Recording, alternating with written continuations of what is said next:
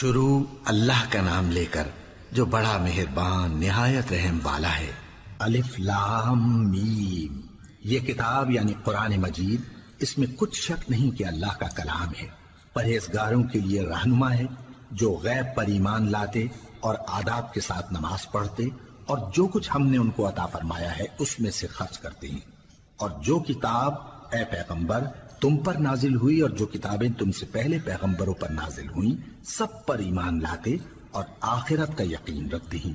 یہی لوگ اپنے پروردگار کی طرف سے آئی ہوئی ہدایت پر ہیں اور یہی لوگ کامیاب ہیں۔ جو لوگ کافر ہیں انہیں تم نصیحت کرو یا نہ کرو ان کے لیے برابر ہے،